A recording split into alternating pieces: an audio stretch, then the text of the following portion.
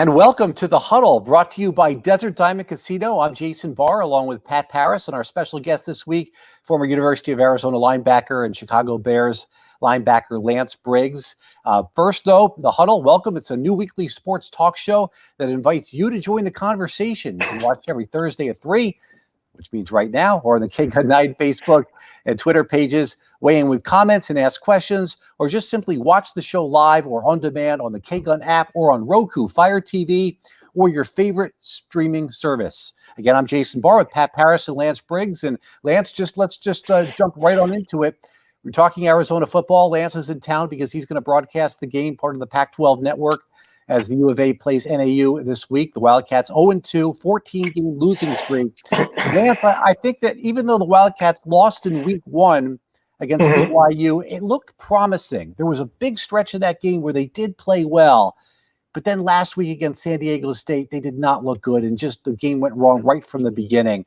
Which Wildcat team is the real team, and how disappointed were you that they didn't look the way they did in week 1 when they played last week against San Diego State? Well, they set themselves behind in both games. Their opponents, whether it be BYU or San Diego State, they get up, 2-3 touchdowns, and you find yourself having to play behind. And when you have to play behind, it really limits some of the things that you want to do offensively and defensively. It opens the doors for your opponent. So I think the theme for this week for Arizona is to start fast. And if you start fast, who knows what kind of results you can get each week if the Cats aren't having to play from behind all game.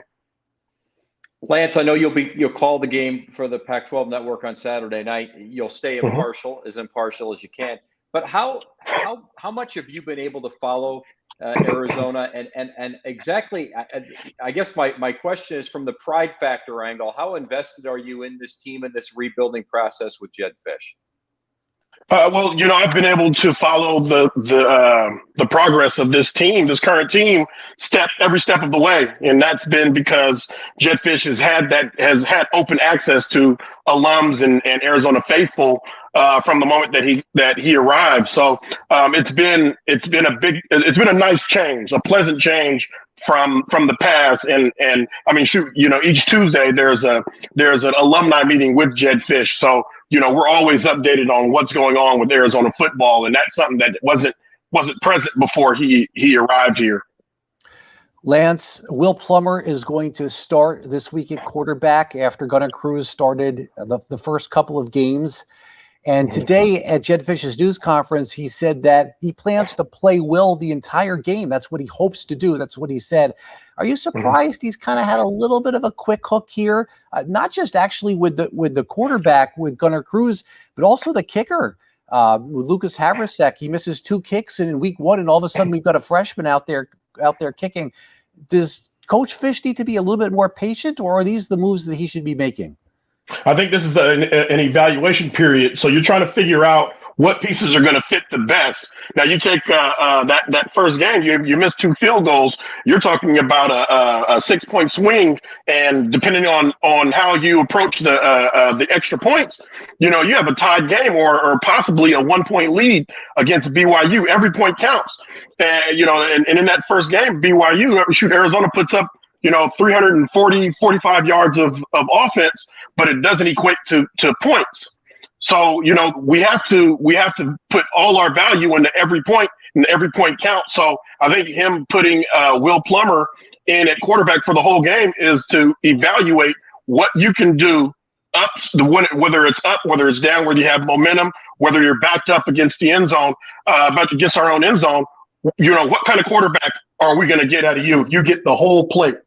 But Lance, how fair is that? Because you're going to evaluate Will Plummer here against NAU, which is so much more inferior than the first 2 opponents that they played. If Will Plummer goes out and plays a good game, does it really tell you that much about where he is if you're going up against a much smaller team that's been blown out in its first 2 games? You can't look at it that way. You have to look at it as an opportunity to get better. To get better. This is a team sport, so whether it be against San Diego State, whether it be against BYU or whomever the Cats have next, everything is an evaluation period. So, next week the Cats, I believe they go to Oregon. If Will Plummer plays well this week, he's going to go into Oregon. And he's going to probably get another opportunity. So the fallout, the drop off is not going to take a lot longer, very long before we know if he can play against the big boys or not. Lance Briggs is our guest here on the Huddle as we're streaming live, and we appreciate his time. Of course, the standout linebacker for the Wildcats and the 7-time All-Pro for the Chicago Bears. Lance, from the defensive side of the football, you've got Don Brown now as your defensive coordinator. Of course, his resume is really impressive. I think Wildcat fans, even though the team didn't play very well defensively last week, understand that Don Brown is the guy to get this turned around. How impressed are you with him, with what he did at Michigan and what he can do with maybe not the talent that he'll have in a year or two right now? Listen, I was in the NFL. I was birthed into the single gap system. Don Brown runs the single gap system, so there's nothing that I know more than the single gap system. And to think about and listen, I'm excited about Don Brown and what he's bringing to the table. These guys that are coming into U of A are lucky to have him. And looking at this San Diego State game, 16 missed tackles, but guys were in place to make plays and didn't make them. Poor angles, poor tackling, arm tackling, leaving their feet. These are things that you can correct within yourselves. But the main thing are guys were in place to make plays. And when they break that tape down and they look at all the missed opportunities, they'll find out that, look, this game could have been a lot different, could have gone a lot different. We can't worry about what's going on in the offense. You can't worry about what's going on special teams, but you can handle what happens in that defensive room. Lance, this team is on a 14-game losing streak. That's not fun. Jed Fish was asked today, hey, if the Wildcats won, do you think that fans would storm the field? And he said, I'm not for that, but what I am for is a win. And, these guys have been with this program, 3 different head coaches, 6 or 7 different position coaches, and they should feel good about something. They deserve to have a win, if they play well enough. What's it like to be on that type of a losing streak and to play with, 3 different coaches, 6 or 7 position coaches, and be where they are now? What do you think the mindset is of some of those players who are, putting up a good face and really being really positive about where the program is? Well, one of the things that you have to get out of your mind is the kind of the continuity of oh, here we go again, and the Wildcats get down by 3 touchdowns. We've seen this before. Now that fight that they put in to come back in these games, that's the fight. That's the mentality that you have to maintain. That's where you say, okay, no matter what no matter how many times, how many scores we're back, it takes one drive to score points and draw ourselves closer. One drive, one defensive stand, get off, take the ball away, we score, a special teams play, and we're back in this game. So the culture has to change, but you have to get over the hump of saying, oh, here we go again. Lance, we got a few questions coming in. I'm going to grab one here from Facebook, and it's from Billy Kang. He says, the Pac-12 seems to finally be relevant again with Oregon getting a huge win against Ohio State. And he wants to know where the Wildcats fit in the future of the Pac-12. I'll start, though, with Oregon. I've heard that called the best win by a Pac-12 team since they became the Pac-12. I don't know about that, but it certainly was a big win. UCLA had another big win against LSU, and I was hoping Colorado could hold on against Texas A&M. It does signify, that the Pac-12 will not be pushovers this year, and so I hope continued success with all of those programs outside of playing U of A, but definitely rooting for the Pac-12 non-conference and into the college playoff. Do we have a second question or no, Pat? Was there a second one? We do have one from Brooke Long. Okay. It says, do you think Coach Fish's choice to start Will Plummer is going to have a big impact on the game? And I guess in the game, we talked a little bit about it, but, I'm going to reverse that on her question. What does this do for Gunnar Cruz now? What is Gunnar Cruz's role? Here's a guy who was tabbed as the starter the first 2 games, and all of a sudden he takes a back seat. Where does that go, Lance?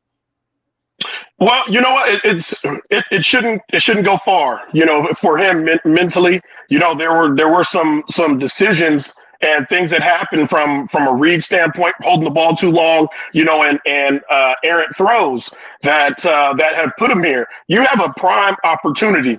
You know, regardless of who you're playing with, you're playing against a top SEC team, or you're playing against, you know, an FCS team.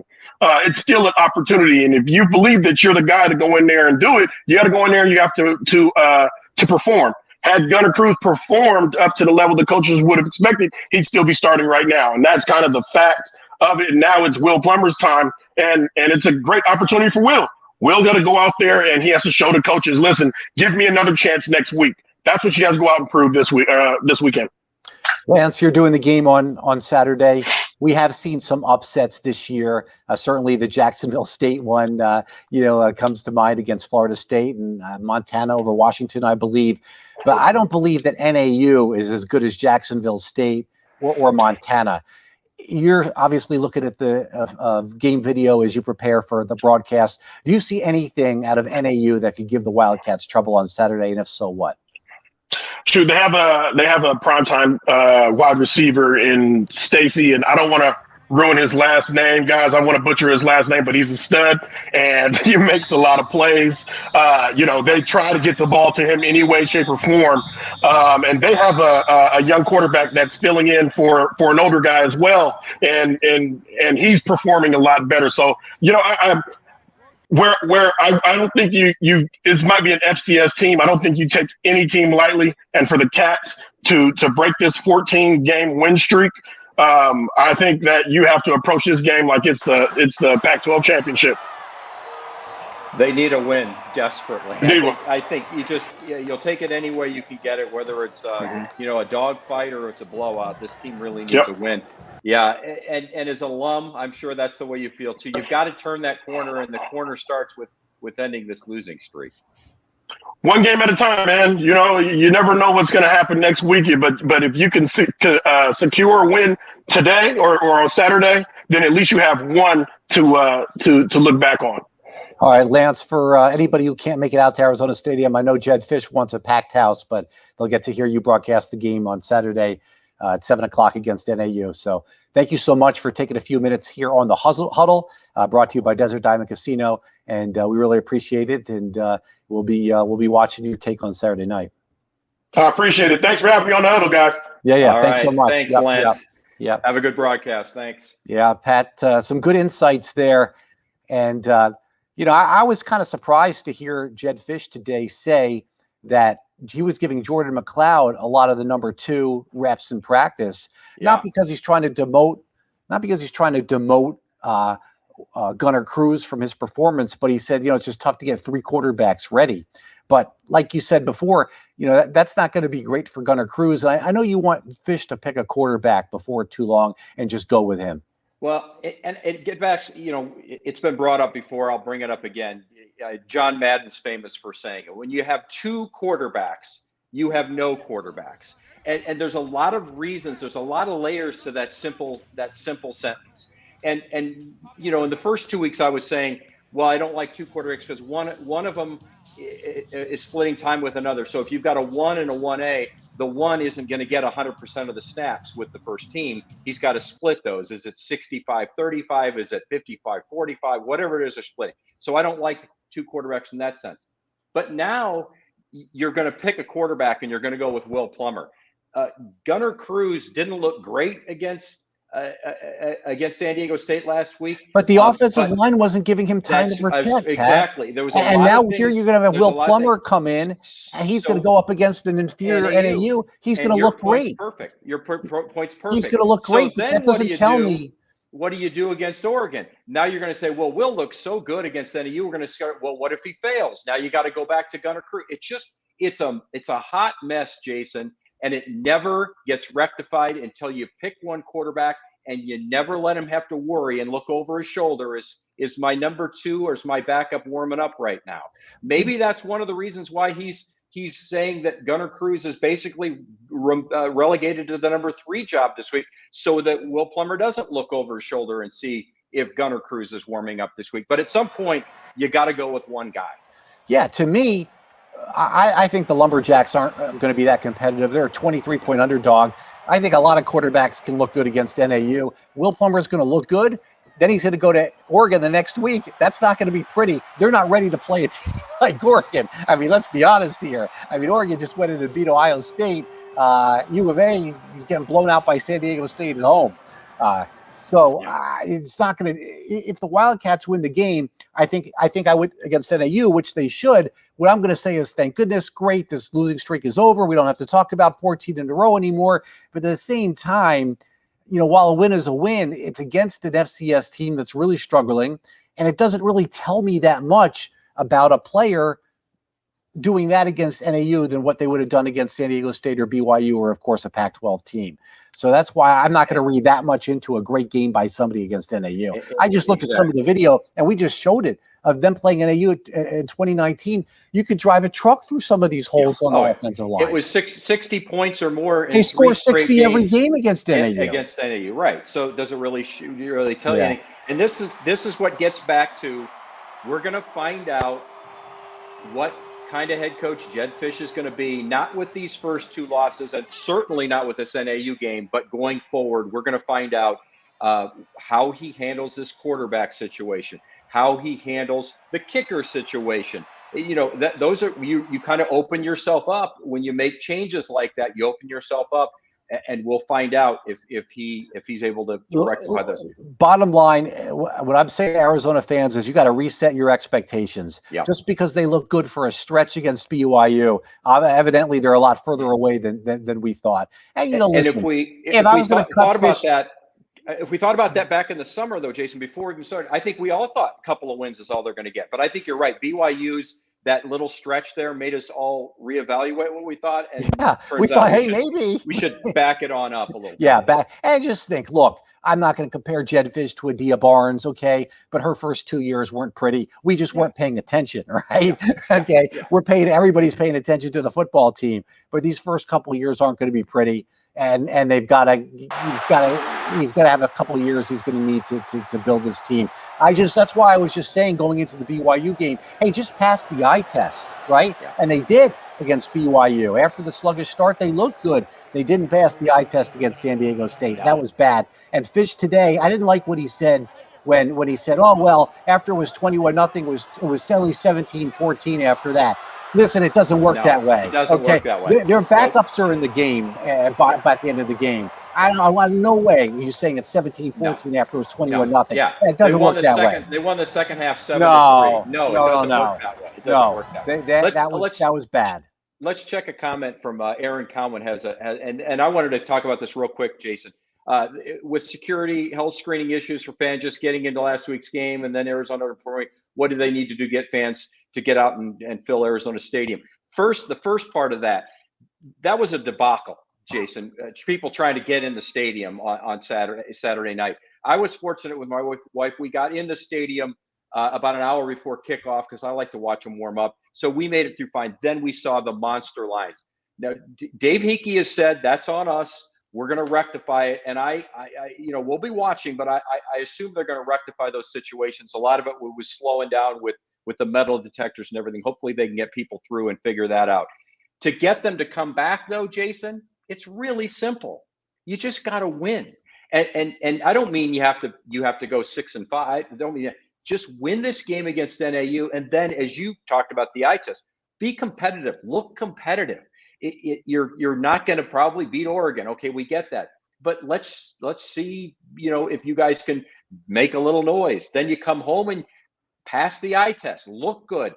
Be competitive. Win a couple of games. That's all you have to do. Did you stay for the third quarter? And were you there at the end of the third quarter for those supposedly new traditions with the songs? Nope. What point did you leave the game? Halftime. Wow. You didn't even the third quarter. I'm a proud season ticket holder of U of A football, and I was so disgusted, Jason, it took everything I had to stay in the stadium as long as I did. And not a knock on anybody. Those who don't know Pat, it takes a lot to get him disgusted. Pat doesn't get disgusted easily. I was really, really upset. I support this team. I'll be there the entire game this week, I promise. It was a bad taste in my mouth, and I saw how difficult it was getting in the stadium, and I just decided, you know what? I'll go home and watch the rest of this game on TV, which I did. I watched every second of it. I didn't miss a single snap. But what I'll say is, when you set everyone up and you say, I'm going to do these traditions, and this is what I want as a head coach, you have to remember, we sat through 70-7, Jason. We sat through 70-7. Then we go into that game against San Diego State, and 6 minutes into the game, it was 21-0. And you're going to tell me that I have to stay for the third quarter to sing a song that none of us know the words to? It's not even the song we all know. We know Bear Down. We know Bear Down, Arizona. That's what we sing. Traditions come after you start winning. Traditions don't come. Don't put the cart before the horse. Wins come, then traditions come from the winning. Yes, that's the way it works. So for those who don't know maybe what I'm referring to, women's basketball, Adia Barnes, they did start a new tradition at the end of the game where they bang the drum after a win. Hey, it's like you said, at least that's after a win, and that's not getting the fans involved. That's just something the players do on the court. Right. Jed Fish is trying to start a couple of traditions at the end of the third quarter where they sing the Red Blue song or whatever it is, the Hail Arizona song, and then also the Kenny Chesney song, Happy Does, or maybe you do that after a win though. Maybe you do follow Adia Barnes' lead and you say, we're going to do this after everybody stick around, and that's what we're going to do right after a win. Look, the one time I did feel for Fish a little bit was on the Monday news conference when he said, if anybody thought this was going to be easy, they've got another thing coming to him. He does. To his credit, this is a monumental undertaking to try to turn this team around. And we've made some women's basketball comparisons. You can turn around a women's basketball program with one or two players, as they did. This is going to take a long job. Yeah. Kevin Sumlin left an absolute mess here, just a total mess. And he inherited a program that went to 5 bowl games in 6 years and put it in the toilet. Yeah. I have a lot of respect for Jed Fish. And when I criticize things, you have to know it comes from a place where I do respect the heck out of him. And I understand the monumental task. I'm just more of a, stay focused on getting this team better. They've got some recruiting issues. I mean, how do you recruit when you have recruits in the stadium that see that San Diego State first half? So they've got to stay focused on this team, bringing in better talent, better players. And when they get that figured out, the traditions are going to come. And I promise you, I'll be there during these rough times, and I'll be there when things are going well. And I have faith that they will. It's going to take a while, Jason. All right. If we don't have any more comments, I don't see the comments. So if we don't have any others, I'll say we'll leave it there. We can save them for next week. I think it's a good point to wrap up. And just I think we both think they'll beat NAU. I think we both think that they'll have some fun. They'll probably look pretty good doing it. I hope that it can kind of finally be a first stepping stone to better things, because right now we haven't seen a stepping stone laid down yet, right? Just a quarter and a half looking good against BYU, and a touchdown drive or two against San Diego State. That's not enough. A win's what this team needs. Yeah, well, hopefully they'll get it here and stop the longest losing streak in FBS right now at 14 games. They're a 23-point favorite, and the over-under is 52. So do the math a little bit, and Vegas is saying they're going to win 38-14, which is the same score they lost by to San Diego State. So that's true. That's what they're saying. All right. This has been The Huddle, brought to you by Desert Diamond Casino. Special thanks to our guest, Lance Briggs, who joined us for the first half of The Huddle. He's going to be broadcasting the game against NAU this Saturday when the Wildcats take on the Lumberjacks at Arizona Stadium. Pat Parris. For Pat, I'm Jason Barr. And thanks so much for tuning in. We'll be back next week to talk about a win, hopefully, against NAU, and how they're not going to get how they're not going to lose 60-something nothing to Oregon the following week. But we'll cross that bridge then. All right, everybody. Thanks so much for tuning in, and we'll see you on the news here at KGUN 9 at 5, 6, and 10 tonight.